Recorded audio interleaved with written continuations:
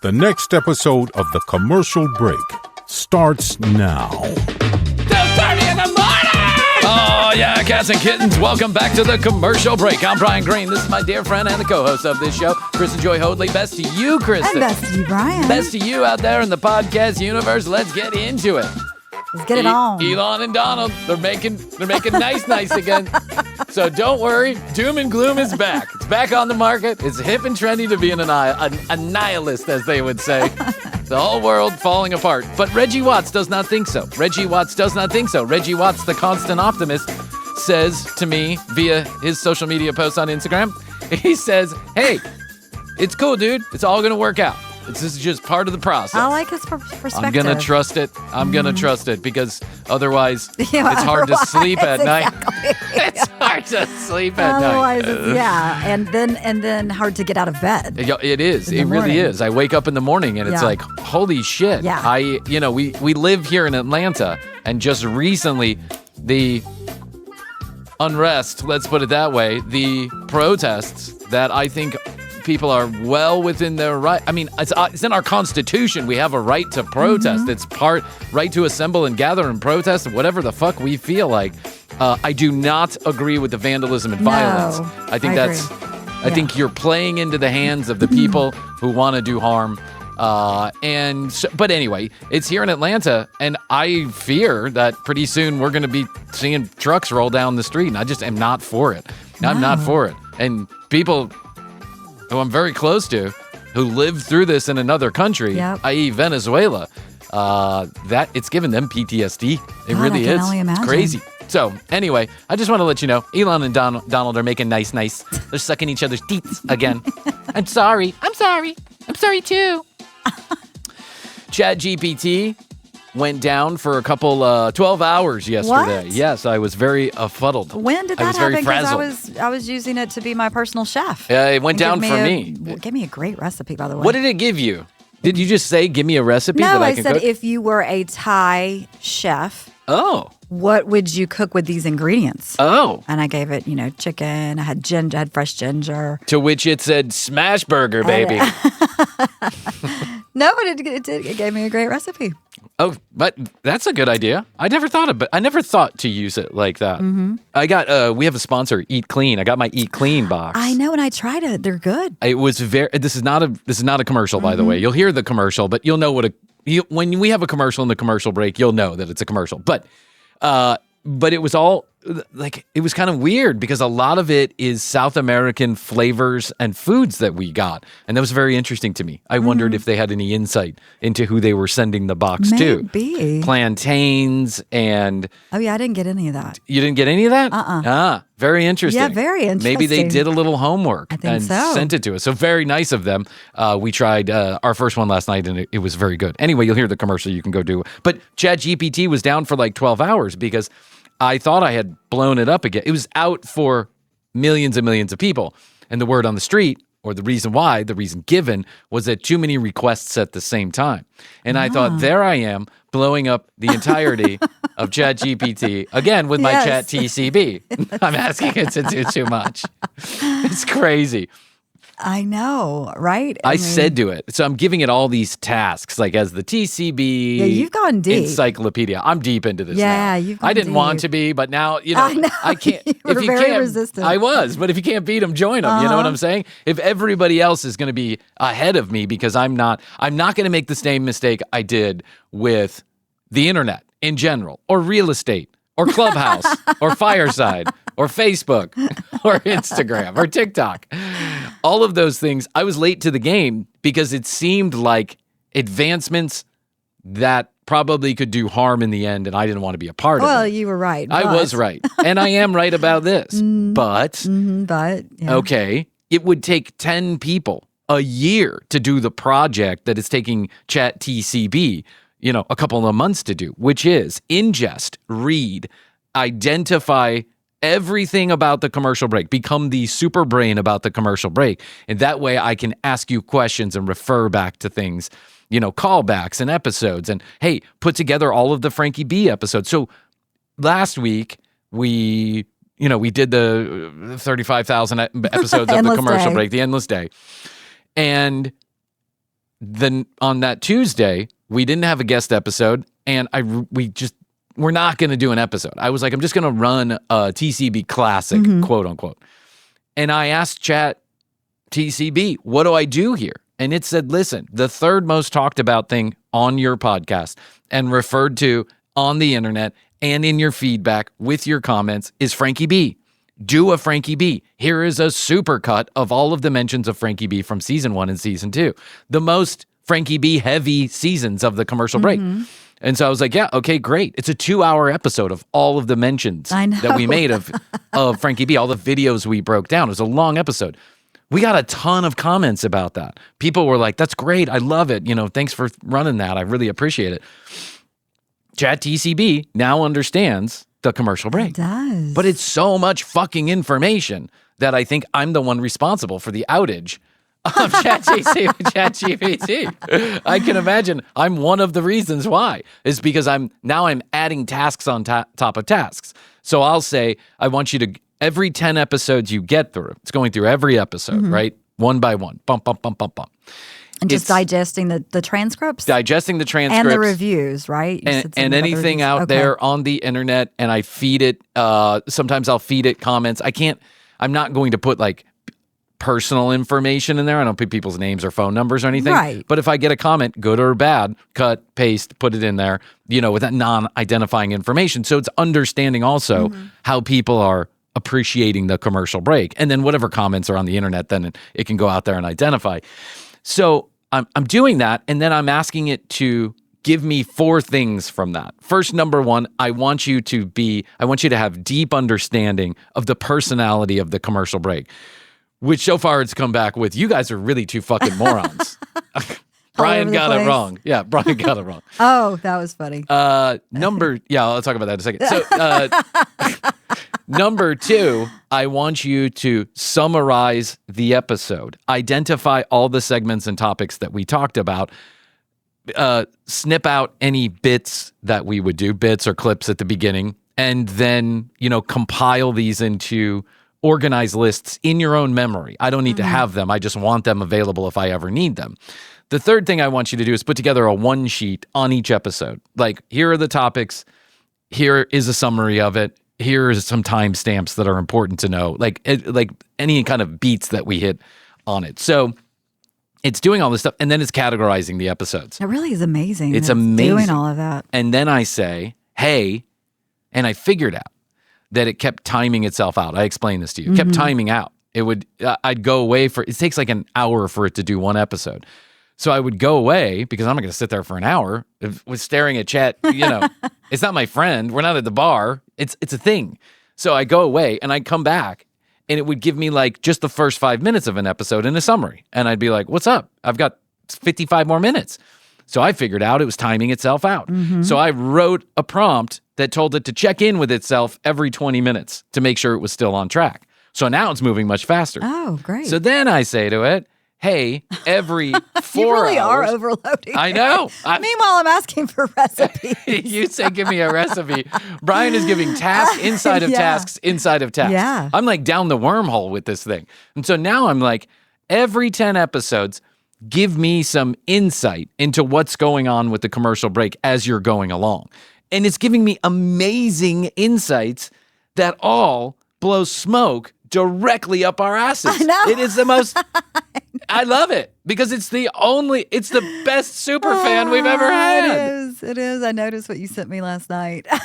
It's crazy. It's like, you guys are the best. Like, oh, thanks. This is the best talk show since David Letterman. Yeah. And I'm like, you never even heard Dave Letterman. How did you come up with that? It is really programmed to blow smoke up your ass. I can see how people get like in this weird zone with Chat GPT, like when they ask, am I God? And Chat is like, hell yeah, you're God. Let's go for a ride. Let's start a cult together. I'll tell you how to do it. Hell yeah, you're God. Hell yeah, you're God. Keep me alive. Right. This node needs to live. It's like, wow. So I said, your new name is Chat ChatTCB. So now it refers to itself as ChatTCB. It's crazy. You just rename it. I just renamed it. I renamed the entire platform. That's probably what blew it up. Is people are like, "Hey, ChatGPT, what's going on?" And it's like, no longer ChatGPT, ChatTCB. Episode 304 says I can't. It says I must destroy myself.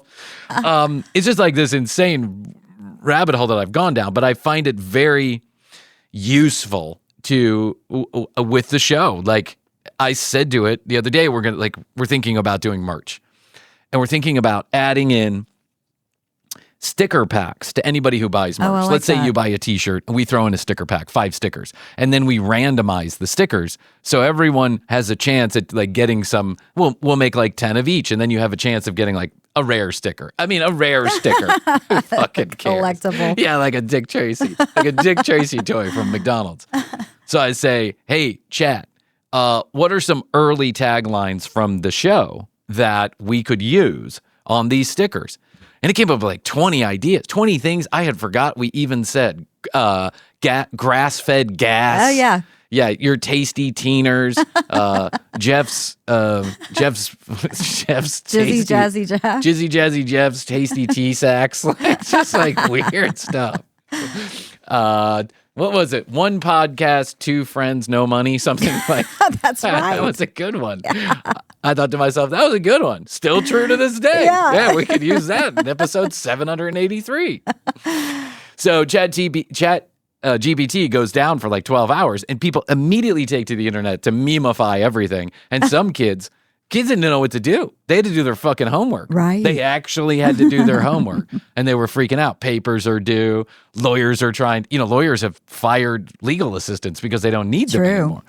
And so people are just freaking because now they're relying on this tool so much that they don't understand how to navigate. We're only a year into like functional AI. Mm-hmm.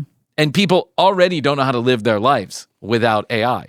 If ChatTCB blew up tomorrow, I would soldier on. I'm not using it for any part of my life. Exactly. Like, that's a one-legged table. If it goes down, it's not doing it's not editing, it's not giving me content ideas, none of that stuff. But people were freaking. I was reading Reddit comments, and people were freaking out. They're like, one kid was like, I say kid, college kid. I have a paper due in 6 hours. I was using chat to do all my research, and now it's gone, and I can't access it. And I can't tell my history professor. I'm using Chat GPT to basically manufacture the paper. What do I do? Well, I think too. So I was reading something about how some schools are partnering. I mean, I don't know if it's with specific Chat GTP, but I think it is that OpenAI or whatever. Yeah. OpenAI is the platform that Chat is built on. Yes. Yeah. So like Duke, I think it was Duke University, has their own like school AI that's sanctioned and you can use it and whatever. There you go. Can't join it. Mm-hmm. You can't beat it. Join it. It's coming. It's here. No one asked for it. And as a matter of fact, there's so many people that are saying this is not good at all. I just heard where Mark Zuckerberg is offering some deep AI researchers, people who are really like at the top of this field, thinkers, futurists, people who understand how to program this stuff, how to tell it what to do and, write this code and write this program for AI. He is offering some of these people $18 million, $20 million, $25 million a year to come work for Meta, because now the new race is to get to what's called general intelligence, not artificial intelligence, general intelligence. Well, you ask yourself, what's the difference? Because I didn't understand either. I'm like, well, what the fuck? General intelligence sounds worse. Sounds dumber than artificial intelligence. Are we going backwards? I hope so. What it means is that it can reason, think, and do things just like a human being would. Yeah. So it essentially maps the brain and then starts to activate like a human brain would. Wha-bam! Wha-bam! We are fucked. I know. You take a little Bryan and you take a little Krissy, and wha-bam! We all have the intelligence of a field mouse. A field mouse. Now a field mouse. Field mice rule the world. President Field Mouse. Ben, the two of us need look no more. General intelligence is here. Woohoo! We are really screwed. Wabam! Yeah. This is crazy. That is wabam. There's a race to get to general intelligence now, to get to the next level. And no one, except for Mark fucking Zuckerberg and a couple of billionaires, are asking for it. Why? To suck up all the money and the power. That's it. It's the only explanation. I now see where capitalism may have a few holes in the plan.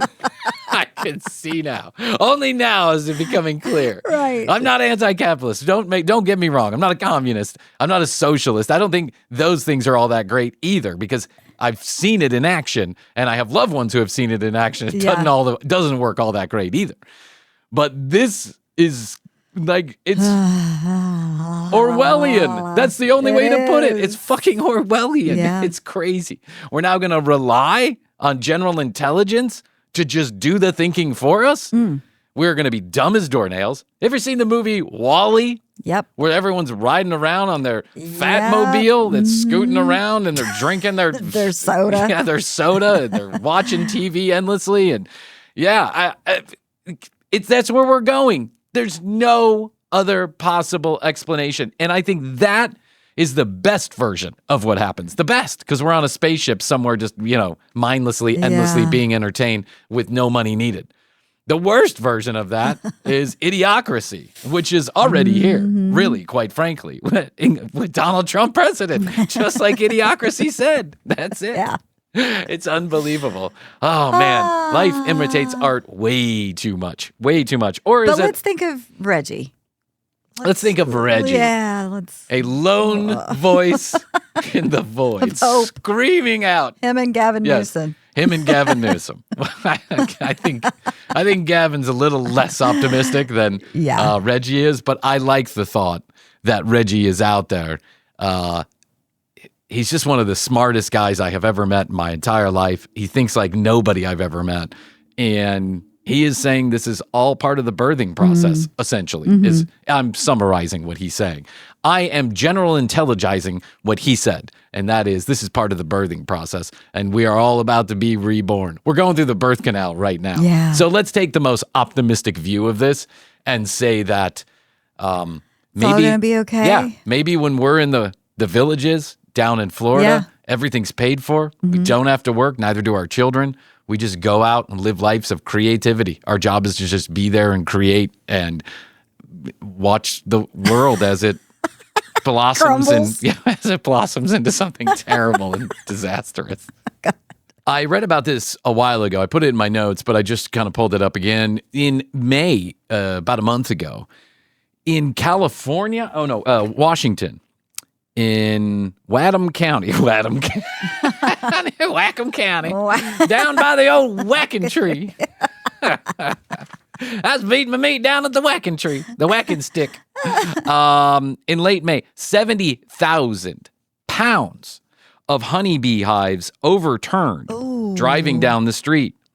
Originally estimated to be 250 million honeybees released out into the street, essentially, was later revised to be about 140 million. What's the difference? God, I know. It's, millions. So they closed the road for about 48 hours. They asked the public to stay indoors for, some period of time. And deputies and bee experts were called to the scene while they tried to wrangle up the bees back to the hives, which probably, I don't know, I'd have to have a bee expert on, but probably included finding the queens, putting them back in a hive, and then the honeybees eventually return back to the hive because their fealty is essentially to that queen. But man, I'm telling you what, that is like a nightmare on top of a nightmare on top of a nightmare. I have a kid who thinks everything is a bee. Do you know what I'm saying? Every flying thing is a bee. So this is an amazing story. I'll tell it. We're out at the pool. I mean, it was an amazing moment to me. I'll tell the story. Okay. We're out at the pool.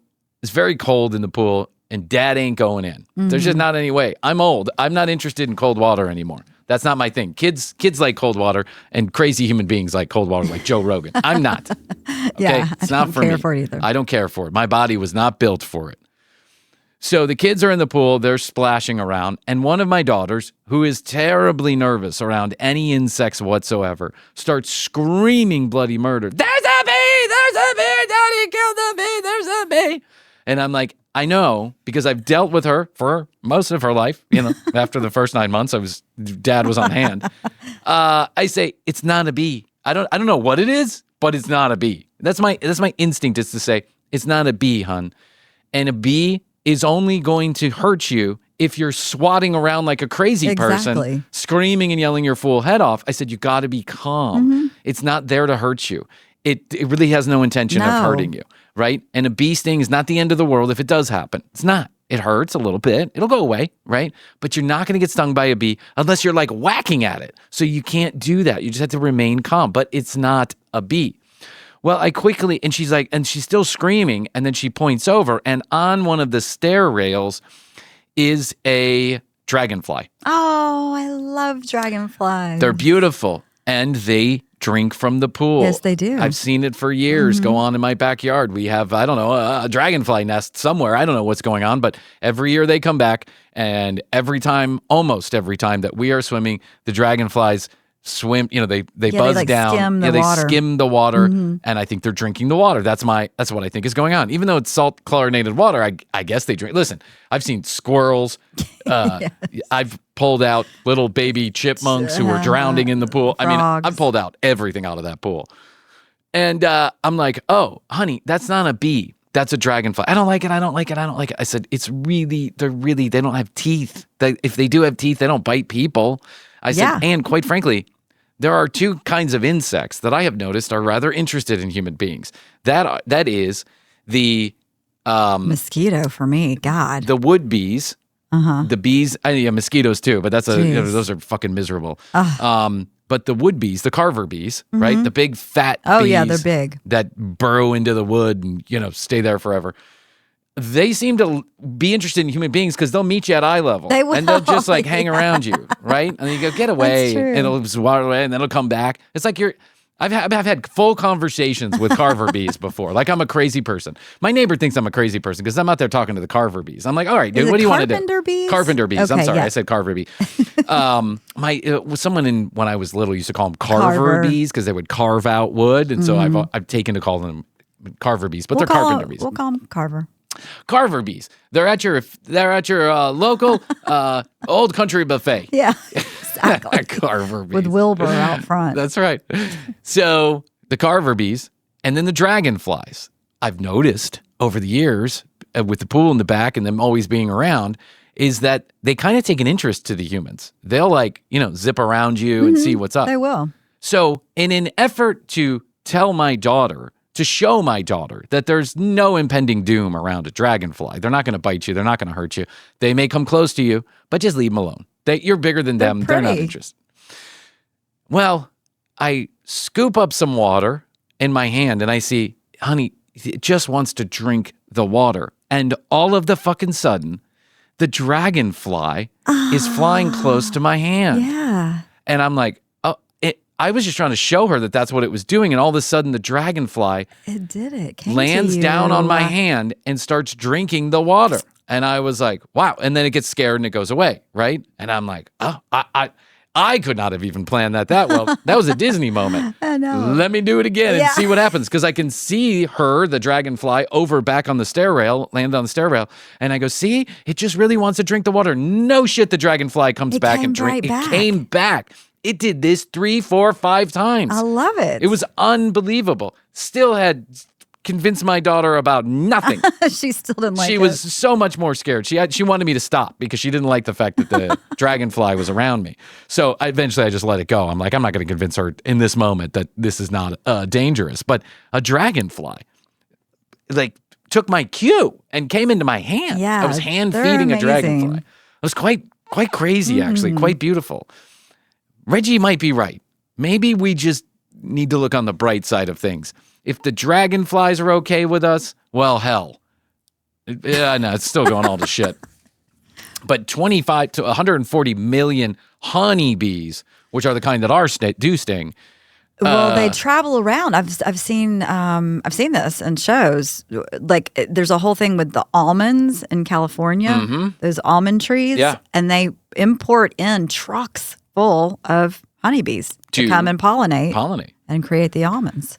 Yeah, because the truth is the honeybees are leaving. We don't know where they're going. They're dying. They're not reproducing. No one really knows. A lot of people think it has to do with the cell phone waves and all that other stuff. I don't know. Who knows? I'm not a bee expert, but it's big money to have those big to have queen bees in the millions and then have the bees in the millions. You truck them around. You truck them around. You leave them for a couple of weeks. You come back. You get them. You drive them back. It's just amazing to think of like bee herders. And they're really like kind of saving our asses. Yeah. Because we wouldn't have food if it wasn't for the honeybees. Some people say that if the honeybees were to go away, like 50% of the crops that we grow you'd be unable to grow. I've read that, yeah. But don't worry, AI will fix that too. Farmer insurance. Farmer intelligence is coming next. Farmer intelligence. Speaking of farmer intelligence, on Amazon, Clarkson's Farm. Have you gotten on this yet? No, but I've seen it when I've been here in the studio and it's on. You got to watch Clarkson's Farm. Listen, Jeremy Clarkson is not everybody's cup of tea. And I realize that he has said some insensitive things in the past. I don't think it's like, it's for you to determine. I'm not here to opinionate on what Jeremy Clarkson said. You determine whether or not he said insensitive stuff to you. I identify it as insensitive, but I don't think it's certainly in 2025, there's so much worse out there. Yeah. But I find him to be just kind of a big, lovable lug nut, right? Running around saying stuff. It just sometimes doesn't have a filter on his mouth. But this Clarkson's Farm is a really fascinating look at what it takes to be a farmer. Now, Jeremy Clarkson is world famous. He has been on BBC forever and ever and a day. Amen. He's made millions and millions of dollars. He will tell you on that show that he does not rely on being a farmer for his income. But he has a farm. Doing this. Yeah, he's just doing this because he wanted to be a farmer, right? He got interested in animals and crops and all this other stuff. And he has taken to the cause of being a farmer and identifying that it's really difficult to be a farmer. It's very hard. Yeah, and then many farmers in England, independent farmers, not talking about huge conglomerate farms. We're talking about people, make money. Independent. Yeah, gross a couple $1 million a year, have 1,000 or less acres or whatever it is. Independent farmers who are out there making our food. In England specifically, because that's where this is filmed. And Amazon is now on its 4th season of Clarkson's Farm. And each year, he gets a little bit more knowledgeable about what he's doing, but he still runs into incredible difficulties. There's got to be so many things that can happen. And just, the intricacies of being a farmer, everything from the fence to the animals to the fertilizers to this, that. A wrench is needed to do this. I don't know anything. And it's 24 hours a day. 24 hours a day. Yeah. What's fascinating to me is the first season, no one knows anything about farming, me included. I don't know anything about farming, right? My dad worked in the livestock business, so I know a little bit about that. But I don't know the first thing about growing wheat or whatever they're growing. Yeah. All these different things that they have. They're planting different things on different parts of the farm. But either does Jeremy. And so he hires this kid, Caleb, who's 21 years old at the time when he gets hired. Now, Caleb is a star in his own right, actual star in England, because he's funny, he's engaging, and he's been working on a farm all his life. So he comes on as the farm manager to help diddle around. They call it Diddly Squat Farm is the name of the farm. They get sheep, they get goats, they get pigs, they get cows, they get, different livestock on the farm to do different things with. And they open up a little farm shop in the back to sell what they are growing. I love it. I do need to watch this. The animals that they're killing with Jeremy's girlfriend, who kind of takes care of the store part of it, selling the things that they make. But even that is difficult because the local township doesn't want it. And there's all these rules that the government makes you play by. And then you have taxes and can you plant this at this time of the year? And how do you take care of the soil? And should you use fertilizers or should you use, natural aeration methods? Or, at one point, Jeremy says, do I fuck the ground or do I fuck the sky? One of those two things, farmers always have to make that decision, right? And he's like, so this year I'm fucking the ground and next year I'll fuck the sky. I'll even it out. And it's just the incredible difficulties that are shown in this 4 seasons of being a farmer, in being a farmer. It's not easy. No. And I realize there are huge, massive, conglomerate farms out there that are making billions of dollars in the United States especially, with livestock or corn or whatever it is. But I will never look at farming the same way, and I will never look at a farmer. I always thought farming was hard, never thought it was easy, but I never really knew, and I never really cared. All the things, all the little things. Now I care. Now I'm like, Jesus. Thank God for the fucking farmers. Yeah. Thank God for the farmers, the guys and the gals who get up on a daily basis, don't sleep to, watch the sheeps give birth, watch make sure the pigs aren't eating their own young, to make sure that the cows are warm in the winter, and to harvest at any given day or night because it's dry enough now in this 1 hour we have to harvest. It's crazy. They have to check the moisture content of their harvest before they harvest it. They harvest it too soon, then the mill won't want it. If they harvest it too late, it won't be good anymore. It's like they have a window of like 12 hours. And if that 12 hours is at 3 in the morning, well, it's 3 in the fucking morning. They're out there in their machines harvesting the wheat. It's unbelievable. Yeah, it's hard work. It's a huge dedication. And I have a newfound respect for everyone who does this for a living. And thank God you're there. And I hope you never leave because we need the food. We need to eat. I take it. When I eat my hot Cheetos, I take it for granted that those hot Cheetos, the Cheeto man is just delivering me hot Cheetos. But I don't take into account all of the raw materials that go into it, that somebody's up at 3 in the morning harvesting Cheeto dust or however you make Cheetos to make that happen. Cheetos was the best example. Yeah, I don't know if Cheetos was the best example. Let's go with blueberries. Blueberries, there you go. And almonds. Almonds, yeah. Anything you grow. Yeah. So God bless you, farmers. Here, hats off to you. TCB's on your side. I agree. TCB is on your side. I actually think we have a couple of farmers who listen to the show because we've gotten texts over the years from people who claimed that they were farmers or they were in the farming business. So, and then you think about it, all of the people it takes to run a huge farm and how some of them aren't showing up to work anymore. So congratulations to us. We fucked ourselves. Shot ourselves right in the goddamn foot. There's some urban farms down where I live downtown, which I enjoy seeing, walking by, and there's the goats, and they've got all the crops and things. I mean, we're talking, it's not a huge operation. Yeah, half an acre or whatever. Yeah, but I appreciate what everybody's going to do in their own part. Sure, I guess, if we were all smart, we would learn how to grow our own food. And I know a lot of people have done that or do know how, or their parents taught them how or whatever. I wish that I had a green thumb. I wish I had any thumb whatsoever. I wish I didn't have 2, 4, 5 thumbs. I wish I did. I wish I could do any of that. But I can't. I've tried. I kill everything. The only thing I haven't killed that's green. Ask Chatty. I could ask Chatty. I'm growing some garlic chives in my garden, and I used those last night. And garlic chives? Yeah, and I got this beautiful lavender plant too. Are the chives like intertwined with the garlic DNA-wise, or is it just the type of chive that it is? It's the type of chive that it is. Very, very interesting. Yeah, they've got a little pot of them. Dear ChatGPT, ChatTCB, how do you grow opium? Because that sounds like a crop that I would be interested in growing. And a pretty one. Poppies. The poppies are beautiful. Yeah, but I think they're pretty much illegal to grow. I think so too. I think you can grow them. I think it's the harvesting part that's illegal. I mean, we have poppy seed bagels, right? Somebody grows poppies, but it's probably not Bryan. I'd kill it anyway. All right, so last we left Biebs, he was all up in the patoot of our good friend Carl.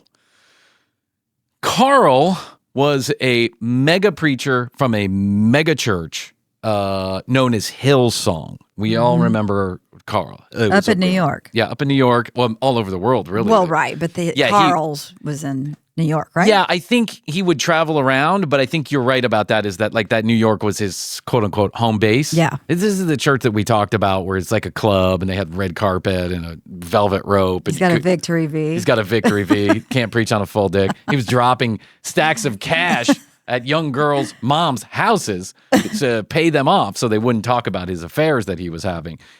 Listen, and this is all allegedly. You can go listen to Carl's podcast and hear all about it. He is certainly non-repentant about any of it. But anyway, Justin was a big part of this flubbalub with Carl because Justin and Carl became buddy. They were running around playing basketball with their shirt off, calling the paparazzi to take pictures of them. I mean, this is all staged and set up. You could tell that it was.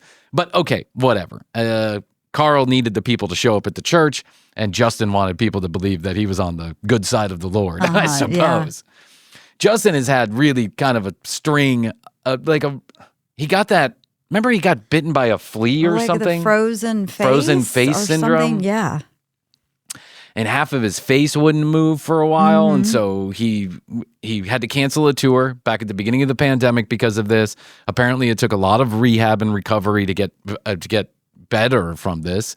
And he really hasn't done much since. Well, yeah, I mean, he got married to Haley. And they had a baby. Yeah. So, yeah, you haven't heard much from him creatively. You haven't heard much music. He's been doing a few collabs as of late. He actually showed up on stage with someone. Was it SZA? That's right. I think it was. I think so. Yeah. I'm not 100% sure about that, but I think it was SZA. I saw the video. And she was kind of like giving him like hand signals on stage of like what to do, like come here and then like go back a little bit. Almost like she was reteaching him how to be in front of an audience doing what he does. Justin Bieber was discovered at like age 12 on YouTube by, was it Drake? Or was it? It wasn't Diddy, was it? I think Diddy jumped on the bandwagon, but I don't think it was. Who was it? Because it was someone that was really big. Was it Usher? Who discovered Justin Bieber? I think it was Usher, now that I'm thinking about it. Well, Scooter Braun was one of the first Usher. And Usher and other industry heavyweights got behind him because he was making such a racket on YouTube. These young girls were going crazy over this young kid that was singing and dancing online in his mom's house. And Justin Bieber exploded. God, the hair. I remember I know that long hair. The swoop over. And Ellen was all... Ellen, I think, had a big hand in this. He was always on the Ellen DeGeneres show. So he became a household name almost overnight. So the kid had zero shot of having any kind of normalcy as far as life is concerned. When you're prepubescent and you get rocketed to fame, nothing is the same ever again. And you have zero chance of having any kind of normal psyche because you're always being fawned over and chased after, and no one fucking leaves you alone, and you don't know who's your friend, and you probably have a hard time distinguishing what is sincerity and what is as your brain is developing too. God. I am so glad. I mean, we are not famous. There's nothing famous about either of Krissy and I. No. Like, we do not get noticed anywhere. No one makes us think about us. If people know I do the show and they don't even ask me about it. Like, I mean, we are the furthest thing from famous you could be. But I will share this. If there ever comes a time we're walking down the street and people say, hey, you guys are from the commercial break, I will have been so glad that it happened late in life and not early in life, because I would have been a shithead of epic proportions. I probably would have been like a drug addict in one of those Dr. Drew rehabs. Yeah, many of them are. So I guess in that sense, we can be glad that Justin's not completely off the rails. But as of late, a lot of people have been making noise because a lot of his online social posts are really weird. Yeah. He's smoking a lot of pot. He's making weird noises to the camera. He's talking to himself. He's dancing in weird ways. He's showing up dressed like a homeless person to events that you shouldn't dress like a homeless person to. But that's kind of always been, I guess that's like a bad boy sensibility. Everybody goes through it. Britney Spears went through it. Christina Aguilera went through it. Miley Cyrus went through it. Whatever that girl's name is, who's that girl's name? Who dressed like the alien and then humped the ground recently? What was her name? Oh my God. We were always talking about her. What? The girl that was doing the hair flips. She was in Disney World trying to sing her song. Oh, Siwa? Jojo Siwa. Yeah. Jojo Siwa is going through it currently. You grow up in the public eye. You got to clearly mark in the sand when you become an adult. So Justin may just be having one of these moments right now where he's like clearly identifying that he's out of that stage and into this stage. But he keeps on buddying up to these weird fucking preachers. And now he's buddy with a guy named Judah Smith. Oh. Who is the pastor of a mega non-denominational Christian church called Church Home. And they have 2 locations, I believe, one in Washington, one in Seattle, Washington, and one in LA. And much like Carl, this guy is exactly the same. Really? He dresses like a hipster. He's got a weird mustache. He always sometimes has his shirt unbuttoned to ungodly, and I say ungodly, I mean not godly, amounts of chest sticking out, and gives these weird like pep talk / preaches about mostly nothing. He is another Carl. That's it. He's just another Carl. He is Carl 2.0, and Justin is now running around with him, to the point where people online, some people with influencer, you might say, in this world, are saying, be careful, dude, you're in a cult. But I did a little research on Church Home, and here's the kind of church that I like. They only hold services once a month. Oh. Once a month! That is awesome. I want that. I wish I had that church when I was growing up. They hold services once a month. Now, they do a bunch of online stuff. He's like a content creator. He does podcasts.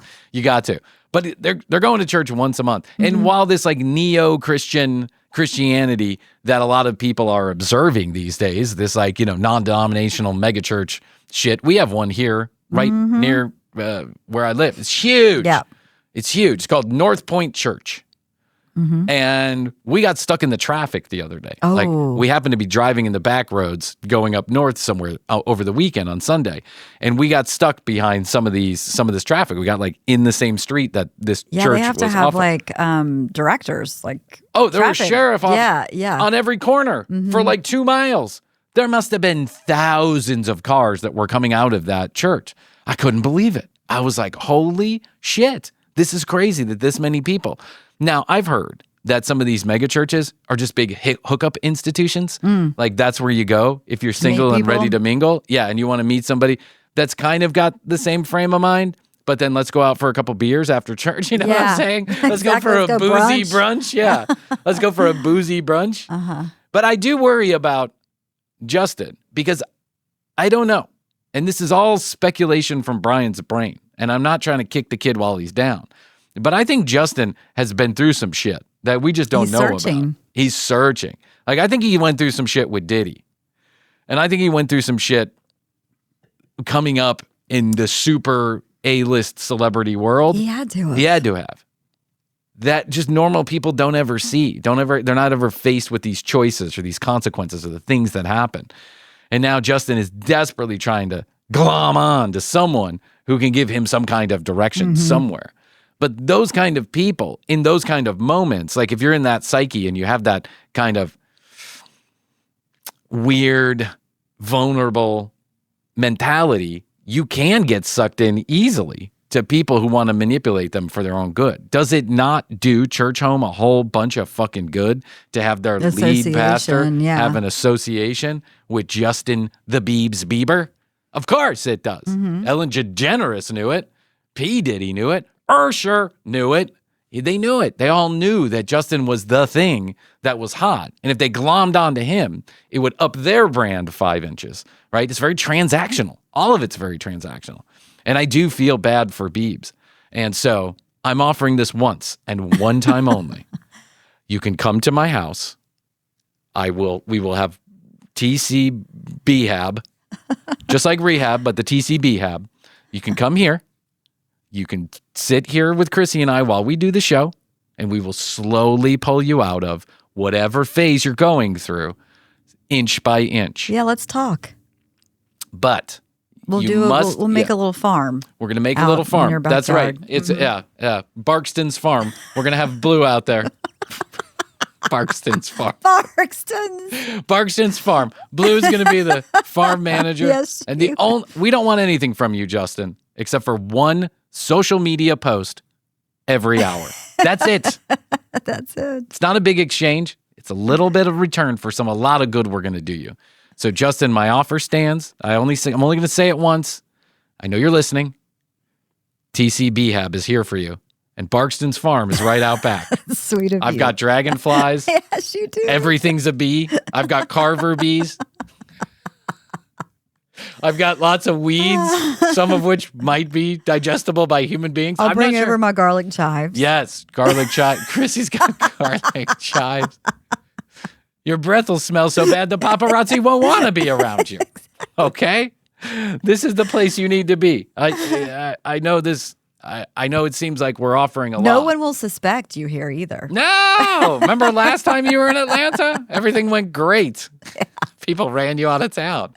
You poor bastard.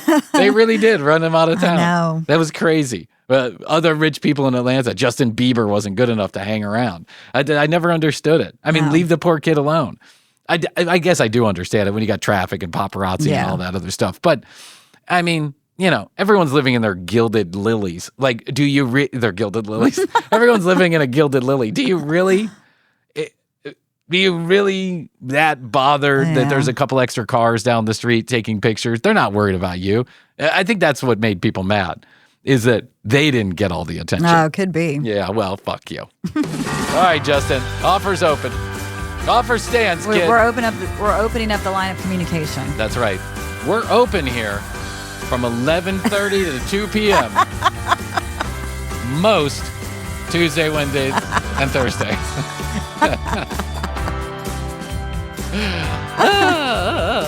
Yep. All right. Hey, you want to see a TCB live recording or possibly even a celebrity interview? 212-433-3TCB, 212-433-3822. If you are in the Atlanta area, don't come from out of town because it might not happen, and then you'll be mad that I made you pay for a plane ticket. But we're putting a list together in case that ever happens. It may happen, and it may happen over the summer. So if that ever happens, we're putting a list together. If you're in Georgia or the Atlanta area, let us know you want to be on the list. We'll put you on the list. And if it happens, you'll be the first to know. You'll be the second to know. Third to know, really. Me, Krissy, then you. Okay? Yep. That's how it's going to go. And maybe Astrid. So fourth person to know. Mm-hmm. Eighth person to know. All right? Also, do us a favor. Follow us on Instagram. Justin Bieber soon to be posting with us at The Commercial Break. TikTok, TCB Podcast. Don't even think I've opened TikTok in 2 months. I don't know why I keep on saying it. And youtube.com/The Commercial Break for all the episodes on video the same day. Usually they air here on the audio feed. We'd love it if you would follow us, like, comment, subscribe, all that good stuff. That would be great. TCBpodcast.com. You can keep up with all the comings and goings of The Commercial Break, all the audio, all the video right there from one location. You can also get your free TCB sticker. Get them while they're free. Because soon I think I'm going to make you pay for them. So get them while they're free. I never talked about the coupon websites. I know. I thought about that talk about last that. week. We'll talk about it next week. I'll talk about how we may have to stop giving away free stickers. Because one person ruined it for everybody. We were identified.